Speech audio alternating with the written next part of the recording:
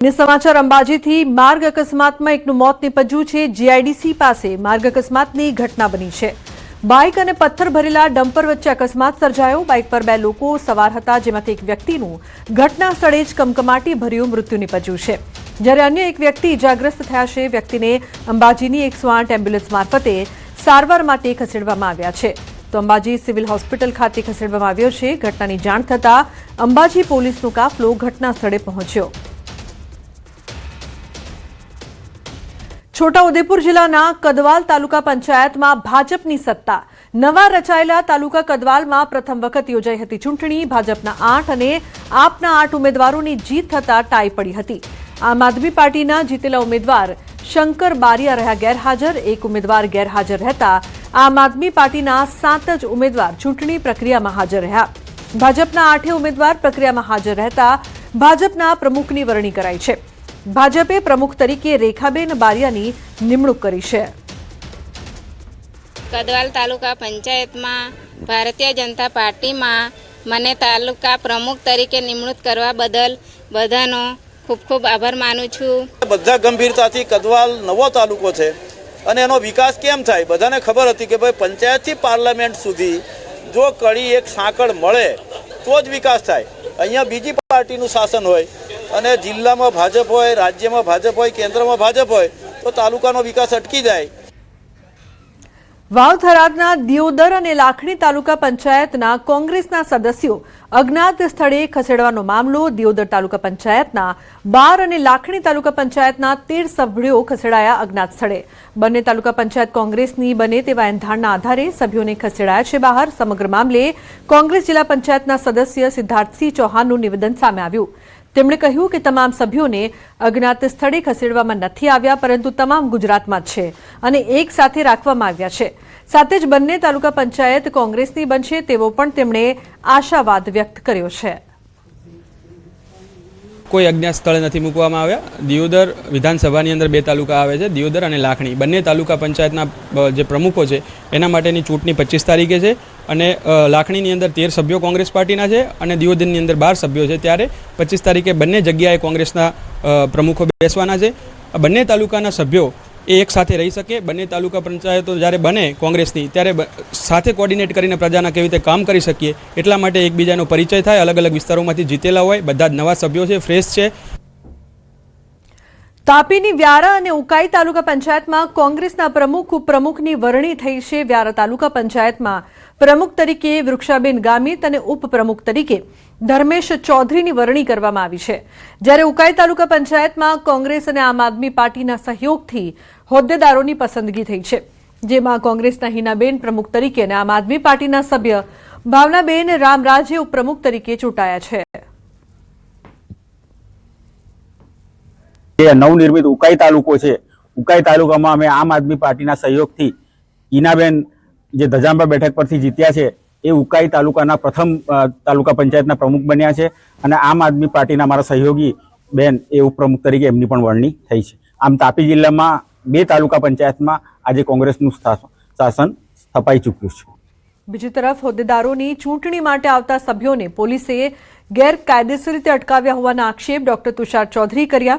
તેમણે આરોપ મૂક્યા કે વ્યારા તાલુકા પંચાયતમાં કોંગ્રેસ પક્ષના પ્રમુખ ઉપપ્રમુખ ન બને તે માટે પોલીસે તેમના સભ્યોની ખોટી રીતે અટકાવી રાખ્યા। मतदान सभ्यो मोड़ा पहुंचे ते माटे खोटी रीते तपास करी तेमने हैरान परेशान कराया, परंतु कांग्रेसना अन्य सभ्यो बहुमती माटे पूरता होवाथी व्यारा तालुका पंचायतमां कांग्रेसना प्रमुख उपप्रमुखनी वरणी थई छे।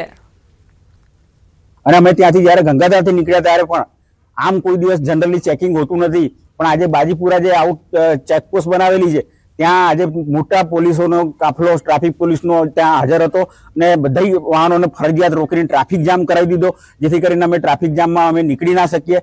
એમ એન કેન પ્રકારે એ લોકોએ કોંગ્રેસના ઉપપ્રમુખને પ્રમુખ ના બને એ રોકવાનો પ્રયત્ન કર્યો છે, પણ લોકો અમારી સાથે છે। સત્યનો વિજય થયો છે, સત્ય આજે જીત્યું છે અને ભારતીય જનતા પાર્ટીએ જે કાવા દાવા કર્યા છે એમાં એ લોકોને નિષ્ફળતા મળી છે। तो मोरबी जिला पंचायतनी चूंटणीना परिणामों बाद प्रमुख अने उपप्रमुखनी वरणी प्रक्रियामां रसप्रद राजकीय घटनाक्रम जोवा मळ्यो छे।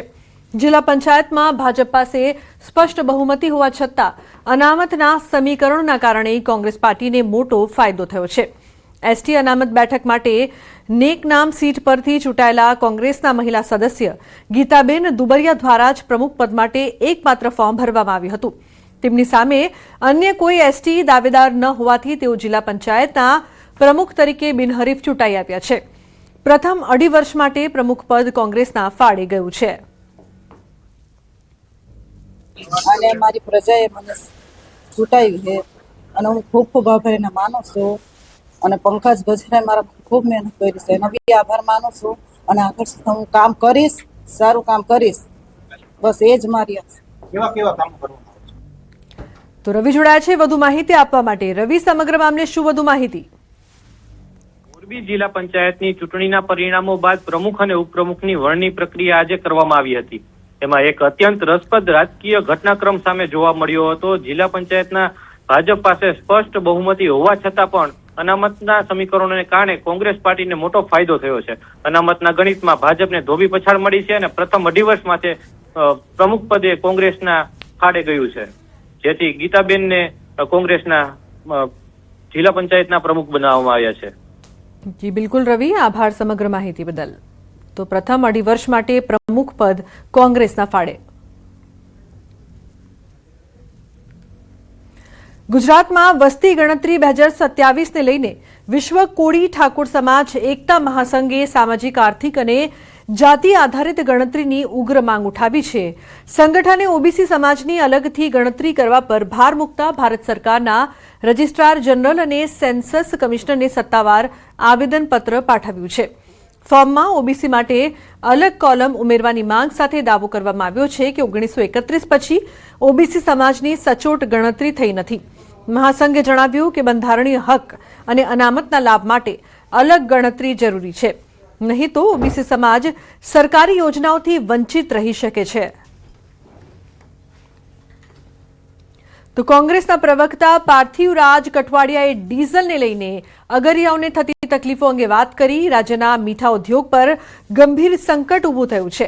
અંદાજે 50,000થી વધુ લોકો સીધા મીઠાના ઉત્પાદન સાથે જોડાયેલા છે, જ્યારે આડકતરી રીતે 1 લાખથી વધુ લોકોની રોજગારી આ ઉદ્યોગ પર નિર્ભર છે.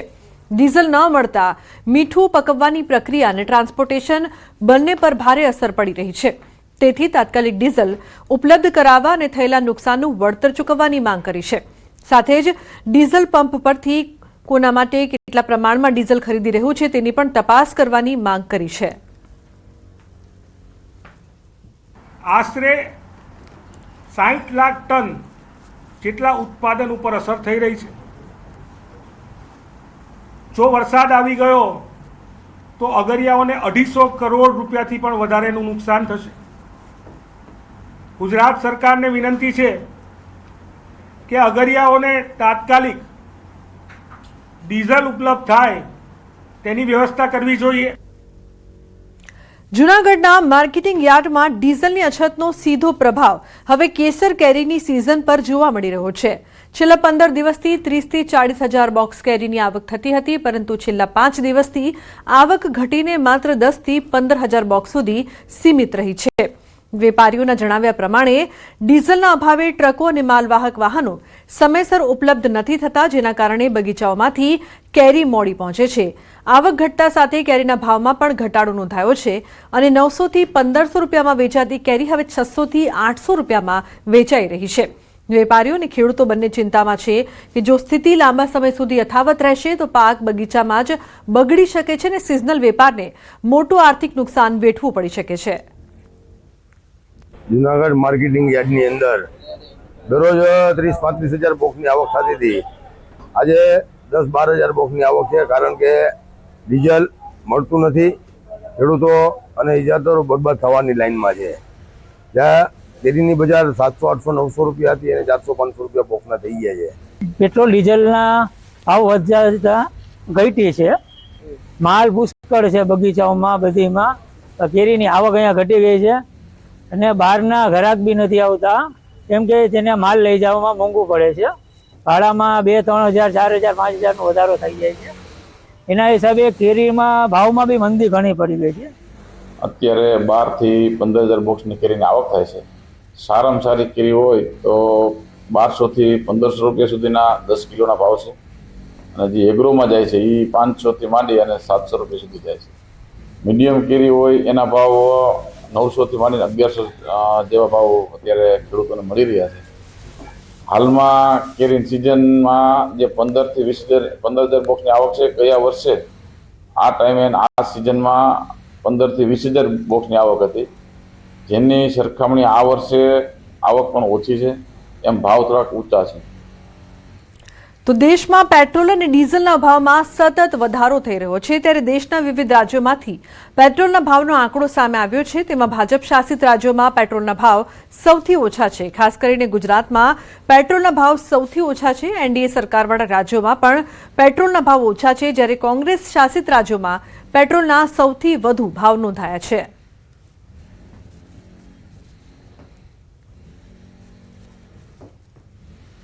તો હાલ અફવાઓના કારણે કેટલાક પેટ્રોલ પંપ પર પેટ્રોલ અને ડીઝલનો જથ્થો પ્રભાવિત થઈ રહ્યો છે. અફવાથી ગભરાઈને કેટલાક લોકો પેટ્રોલ પંપ પર દોટ મૂકીને વધારે પડતી ખરીદી કરી રહ્યા છે, જેના કારણે પુરવઠાને અસર થતા ખરેખર જરૂર છે એવા લોકોને પેટ્રોલ ડીઝલ મેળવવામાં મુશ્કેલી ઊભી થઈ રહી છે. આવી સ્થિતિ ન સર્જાય એ માટે જ પ્રધાનમંત્રી નરેન્દ્ર મોદી દ્વારા દેશવાસીઓને પેટ્રોલ ડીઝલનો કરકસરપૂર્વક ઉપયોગ કરવાની અપીલ કરવામાં આવી છે, જેને સારો પ્રતિસાદ પણ મળી રહ્યો છે. આવનારા દિવસોમાં યુદ્ધની સ્થિતિના કારણે વધારે મુશ્કેલી વેઠવાનો વારો ન આવે એ માટે આપણે સૌએ પેટ્રોલ, ડીઝલ અને એલપીજીનો શક્ય એટલો ઓછો ઉપયોગ કરવો જોઈએ. પ્રધાનમંત્રી મોદીની અપીલને ગંભીરતાથી લઈને જો ઈંધણ બચાવવામાં આવે તો હાલની પરિસ્થિતિનો અસરકારક રીતે સામનો કરી શકાશે. સુરતમાં હવે લોકો પેટ્રોલ અને ડીઝલના વધતા ખર્ચથી બચવા માટે મોટી સંખ્યામાં ઇલેક્ટ્રિક વાહનો તરફ વળી રહ્યા છે. શહેરમાં ગત વર્ષની સરખામણીએ ચાલુ વર્ષે ઇલેક્ટ્રિક વાહનોની ખરીદીમાં 100%થી વધુનો ઉછાળો નોંધાયો છે. એપ્રિલ 2025 દરમિયાન સુરતમાં કુલ 987 ઇલેક્ટ્રિક વાહનોની ખરીદી થઈ હતી, જ્યારે એપ્રિલ 2026માં આ આંકડો વધીને 2011 સુધી પહોંચી ગયો છે. સરકારની ગ્રીન એનર્જી નીતિઓ, ઓછી ઓપરેશનલ કિંમત અને પર્યાવરણ પ્રત્યે વધતી જાગૃતિને કારણે લોકો ઈવી તરફ આકર્ષાઈ રહ્યા છે. હાલ પેટ્રોલ, ડીઝલ વાહનો પર વધુ ટેક્સ લાગે છે, જ્યારે ઇલેક્ટ્રિક વાહનો પર માત્ર 1% જેટલો ટેક્સ હોવાથી ખરીદદારોને મોટી રાહત મળી રહી છે. ખાસ કરીને ઇલેક્ટ્રિક સ્કૂટર, બાઇક અને કોમ્પેક્ટ કારની માંગમાં જબરદસ્ત વધારો નોંધાયો છે. આપણે પેટ્રોલ ડીઝલની અંદર 6% આપણે આરટીઓ ભરતા હતા, એની સામે ઈવીમાં તમારે 1% આરટીઓ ભરવાનો છે. પ્લસ આપણે સુરત મ્યુનિસિપલ કોર્પોરેશન ભરવાનું આવતું હતું 3.5% ટેક્સ. એની જગ્યાએ તમે ઈવી લેશો કોઈ પણ ગાડી, તો ઈવીની અંદર તમારે 1 પણ રૂપિયો ભરવાનો નથી આવતો. તો આ પણ એમને બેનિફિટ મળી રહ્યો છે કે આજે જે આપણે કરતા તે નહીં. પ્લસ તમને ખ્યાલ હશે કે આપણે જે ગાડીઓ લઈએ છીએ પેટ્રોલ, ડીઝલ, એમાં આપણે 28% અને 45% આપણે જીએસટી ભરતા હતા. તમે કોઈ પણ ઈવી લઈ લો, એમાં તમને ખાલી 5% જીએસટી પેડઅપ કરવાનું રહેશે. એટલે બધી જગ્યાથી એમને આ ફાયદો મળી રહ્યો છે. સુરત જિલ્લા છે, એમાં ઇલેક્ટ્રિક વ્હીકલોની જે રજિસ્ટ્રેશનની સંખ્યામાં છે એ નોંધપાત્ર વધારો જોવા મળ્યો છે. ગત વર્ષે જે એપ્રિલ 2025માં આપણે ટોટલ ઇલેક્ટ્રિક વ્હીકલ હતા એ 987 વ્હીકલ રજિસ્ટર્ડ થયેલા હતા. એની સામે એપ્રિલ 2026માં કુલ 2011 વ્હીકલ રજિસ્ટર્ડ થયા છે. મે 2025માં 1006 વ્હીકલ રજિસ્ટર્ડ થયા હતા, અને એની સામે મે 2026માં અત્યાર સુધીમાં 1176 વ્હીકલ રજિસ્ટર થઈ ચૂક્યા છે. હજી આ મહિનામાં બીજા વ્હીકલ પણ કુલ રજિસ્ટર થશે, એટલે કે લગભગ 100%થી પણ વધુ વાહનોનું રજિસ્ટ્રેશન થયું છે. દ્વારકામાં આજે ટ્રાફિક સમસ્યાનું કરુણ ચિત્ર સામે આવ્યું છે, જ્યાં સ્થાનિક વ્યક્તિના દુઃખદ અવસાન બાદ નીકળેલી સ્મશાન યાત્રા શહેરના ભારે ટ્રાફિકમાં ફસાઈ ગઈ હતી. ટ્રાફિકની ગંભીર અવ્યવસ્થાના કારણે પરિવારજનો અને સગા સંબંધીઓને ભારે હાલાકીનો સામનો કરવો પડ્યો હતો. પરિસ્થિતિ એટલી વિકટ બની કે અંતિમ યાત્રાની બસને દૂર રાખીને મૃતદેહને લાંબા અંતર સુધી પગપાળા સ્મશાન ઘાટ સુધી લઈ જવો પડ્યો. આ ઘટનાએ શહેરની ટ્રાફિક વ્યવસ્થા સામે અનેક સવાલો ઉભા કર્યા છે અને સ્થાનિકોમાં ભારે રોષની લાગણી જોવા મળી રહી છે.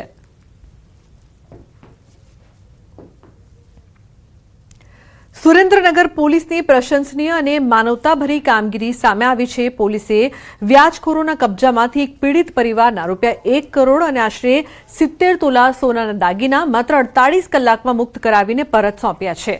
આ પરિવાર છેલ્લા 4 વર્ષથી વ્યાજખોરોના માનસિક ત્રાસનો સામનો કરી રહ્યો હતો અને વ્યાજખોરો તેમના દાગીના પરત આપતા નહોતા, પરંતુ પરિવારે આ અંગે પોલીસને રજૂઆત કરતા જ પોલીસે ત્વરિત કામગીરી કરી હતી.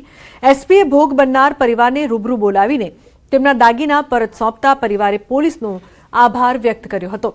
સાથે જ એસપીએ અન્ય નાગરિકોને પણ કોઈપણ જાતના ડર વગર વ્યાજખોરોના ત્રાસ સામે પોલીસનો સંપર્ક કરવા અપીલ કરી છે. તો રબારી સાહેબે આ બધું હાથમાં કામ લીધું. રબારી સાહેબનું કામ બહુ સારું છે. 24 કલાક ન થવા દીધું. એમના ટીમે અમને બધી મદદ કરી અને 24 કલાક ન થવા દીધું. અમારું ઘરાણું 70 તોલા અમને અપાવી દીધું છે.